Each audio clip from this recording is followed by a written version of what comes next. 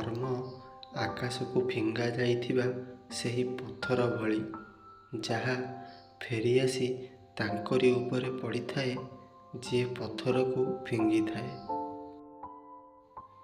ଇଜ୍ଜତ ଦେଲେ ଇଜ୍ଜତ ମିଳିବ, ଏହା ଭାବି ଭାବି ସମସ୍ତଙ୍କୁ ଇଜ୍ଜତ ଦେଲା ପରେ ବେଳେବେଳେ ନିଜ ଇଜ୍ଜତ ବି କୋଉଠି ହଜିଯାଏ। ମଣିଷ ନା ତ କିଛି ହସିକି ଶିଖିଥାଏ, ନା ତ କିଛି କାନ୍ଦିକି ଶିଖିଥାଏ। ଶିଖିଥାଏ ତ କେବଳ କାହାକୁ ପାଇକି, ନହେଲେ କାହାକୁ ହରେଇକି। ଅଜବ କଥାଟେ, କାହା ହୃଦୟ ଭାଙ୍ଗିକି କ୍ଷମା ମାଗିବା ସହଜ ହୋଇଥାଏ, ହେଲେ ନିଜ ହୃଦୟ ଭାଙ୍ଗିଗଲେ କାହାକୁ କ୍ଷମା କରିବା ସହଜ ହୋଇନଥାଏ।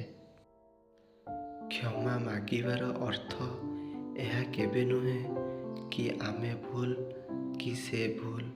କ୍ଷମା ମାଗିବାର ପ୍ରକୃତ ଅର୍ଥ ଏହା କି ଆମେ ସେହି ସମ୍ପର୍କକୁ ହରେଇବାକୁ ଚାହିଁନଥାଉ। ପ୍ରତ୍ୟେକ ଜିନିଷର ମୂଲ୍ୟ ରହିଛି। ଯେମିତି ଗୋଟିଏ ମାଛି ଯଦି ପରିବା ଓଜନ ସମୟରେ ବସିଯାଏ କିଛି ଫରକ ପଡ଼େନି, କିନ୍ତୁ ସେହି ମାଛି ଯଦି ସୁନା ଓଜନ ସମୟରେ ବସିଯାଏ ତାହେଲେ ବହୁତ ଫରକ ପଡ଼ିଥାଏ।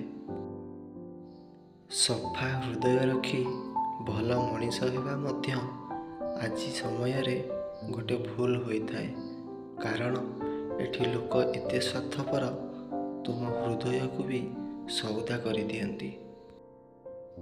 କିଛି ଲୋକ ଧୋକା ଦେଇ ମଧ୍ୟ ନିଜକୁ ଦୋଷୀ ବୋଲି ମାନନ୍ତିନି, ଆଉ କିଛି ସରଳ ଲୋକ ଧୋକା ଖାଇ ମଧ୍ୟ ନିଜକୁ ଦୋଷ ଦେଇଥାନ୍ତି।